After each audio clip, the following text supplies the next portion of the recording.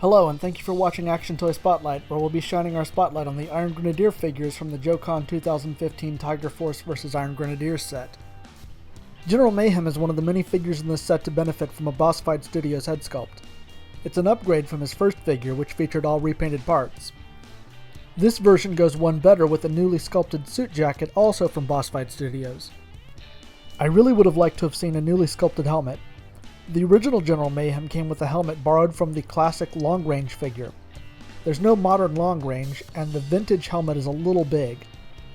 While a modern option might have been the helmet that comes with 2012's Voltar figure, I assume the club wanted to differentiate him from Destro's better known General. Their choice? The helmet that came with Lift Ticket and the 2013 Eaglehawk. The problem with that choice? That helmet is very distinctively a helicopter pilot's helmet. Given his helicopter-specific helmet, I think I may look more seriously into refurbishing my Iron Grenadier Dominator helicopter tank and using that as his command vehicle. As far as weapons go, Mayhem comes with an RPG minus the scope from previous versions, and though his submachine gun looks like a typical fantasy weapon, it's actually a real-world Polish PMM submachine gun. Metalhead was the figure I most was looking forward to this set. Far and away the best part of this figure is the boss fight sculpted head. It's a vertical line on his targeting reticule short of perfection. Otherwise, the body is basically a random collection of parts with web gear meant to remind us of metalheads. I was really hoping the club would find a way to give us something closer to his classic launchers, but I wasn't surprised when they didn't, because anything they came up with would have involved a lot of new parts. Instead, they repurposed the plasma cannons of 2011's Pursuit of Cobra Duke. I suppose that rig serves to suggest Metalhead's launchers, but to me they look like the gun barrels they were meant to be. My set came without one of Metalhead's projectiles, but I was able to contact the club and they sent me one.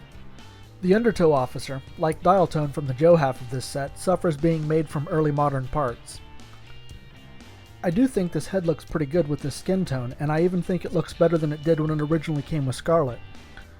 Unfortunately, the mask doesn't fit well over the sculpted hair, and that poor fit causes the mask to slide up her face.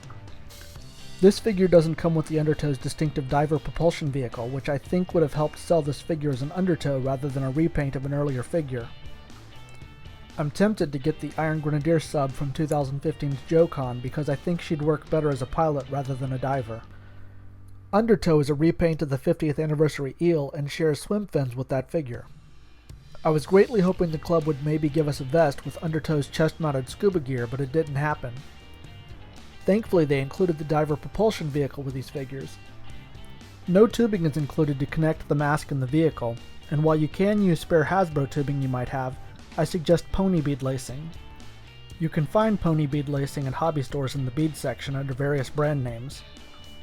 This is the brand I found, and at $2 for 5 yards you'll get a lot of use out of it. It's flat black, not glossy like the Hasbro stuff. It doesn't kink as easily, and you can cut off as little or as much as you need. For the Undertow figures, I cut off about an inch of the lacing. I saved the best for last. I've got no complaints about the Iron Anvil. A Boss Fight Studios head is simply one of the nice things about this figure. His Alley Viper vest is a good choice with lots of pockets, as would be required by a guy who has to take all of his gear with him.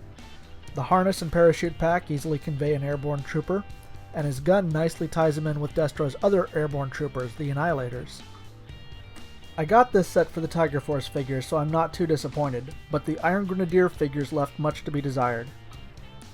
I think the club was a little too ambitious and didn't have the depth of pre-existing parts to choose from to pull off what should be very unique and complicated designs. Mayhem's cool enough, though I'd prefer Voltar. I'll probably use Metalhead's head with another body to customize a better version. Everything else is at best salvageable. Knowing what I know now, if I wanted this set only for the Iron Grenadiers, I'd make my own Metalhead and might just make my own Iron Anvils.